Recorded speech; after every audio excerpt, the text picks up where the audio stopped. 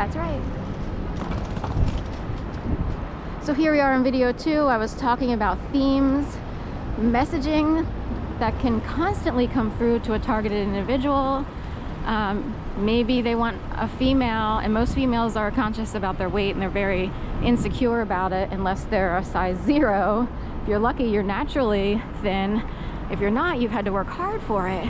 And if you're even the least of the luckiest, you could have a special issue like lipedema or similar, and you could do the best you can do, but it doesn't mean you're gonna look like the models, right? Most people don't.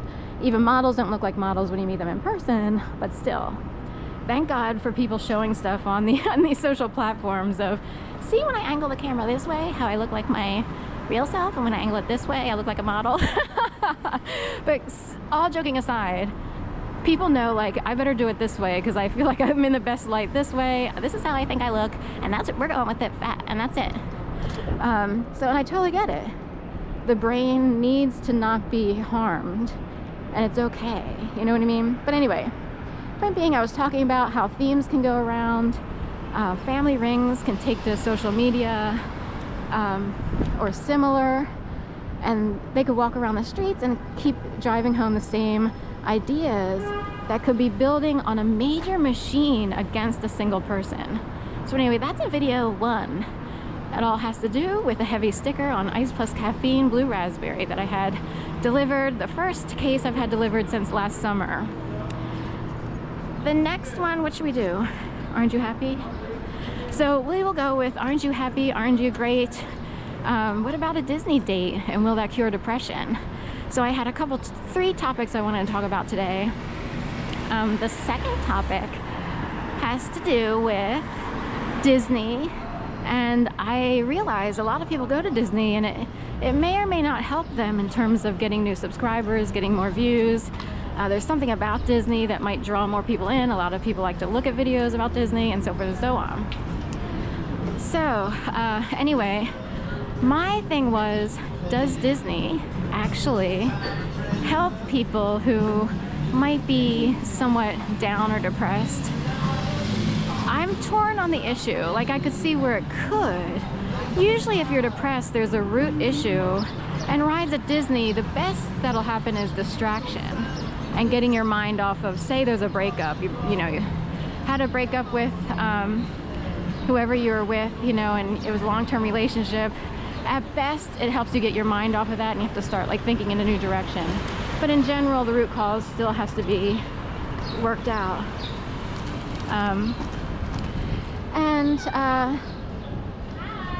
Anyway, it was sort of this idea, like I came across one YouTuber who claims that he moved to Orlando in hopes of moving away from depression feelings that he had. But he mentioned in his video that he had a family. So one, he already has a family. I thought he was a single guy who was trying to figure out like where is a better place to live. 2, he had the money to move. 3, he knew how to plan and, you know, sort of prep, and you know what I mean? Most people suffering serious depression cannot figure out what to do at all. Like, there are little things that help, kind of. One is, like, you try, maybe there's a morning ritual, you get up, you write a list of things to do, then you have goals for the day. This isn't necessarily taught to everyone, you know what I mean? People wonder what they're supposed to do every day, other than if you have a job or whatever. It's like, what am I supposed to do? Or how do I find connections? How do I meet people? So my issue is, I don't think Disney cures depression. It could help distract someone from a plaguing, intrusive thought problem. But the only way Disney could help is that you actually have to plan. It keeps your mind busy. We get a calendar. We have a date to look forward to. So little key things. We have a list of things we need to knock out for the day. We have things to look forward to. In June, I'm going to Disney. We got the countdown. Great. That helps you get through it. Like, I have something fun to look forward to. Those would be like the items that would help someone combat certain types of depression. The thing is, it has to become a regular practice and lifestyle, if you will. So, are we doing bomb or? So that's Aren't You Happy? Aren't You Great? Disney date, a cure for depression. So I'm a little bit lucky-ish. We'll go with ish. Because I did suffer a lot of depression. I didn't have these key things of knowing what you're supposed to do. Like, I didn't know how to look. We didn't have a lot of money, so it's like you can try to look forward to stuff, but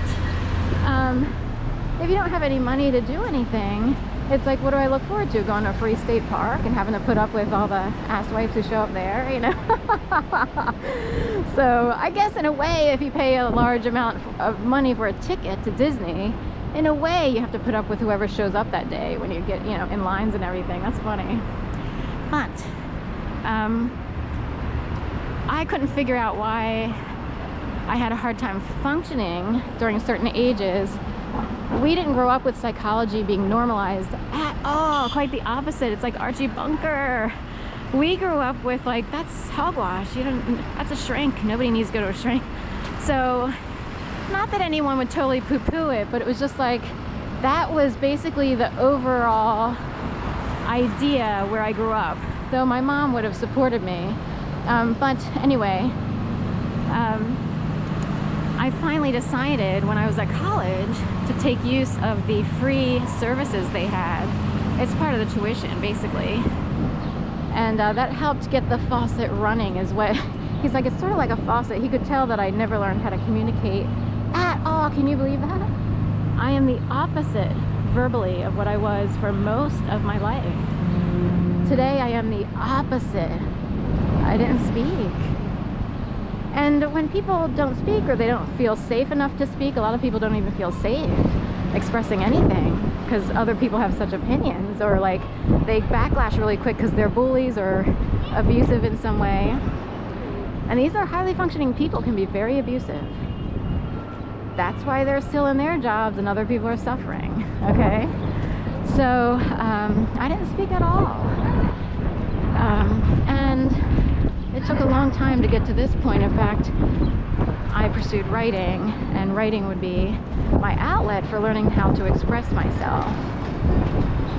But feeling safe is a biggie, and a lot of people are still depressed, and they, in their minds, you're supposed to know already what they're feeling. You see what I mean? Another attribution goes to PBS, Public Broadcasting, because for the first time many years ago, they put up that emoji board. This is ages ago. It had all the faces.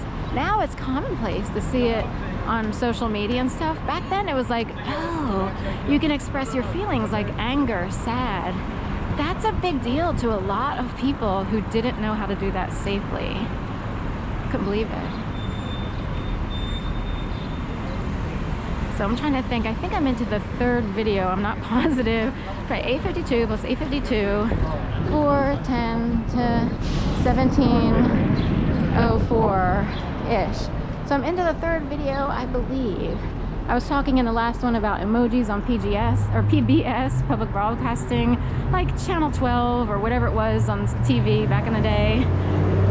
And it was the first time people would learn things like, oh, you can express that you're angry, you can express that you're sad. People didn't do that where I grew up. I don't know what people did. It was like Archie Bunker-ish. So anyway, the last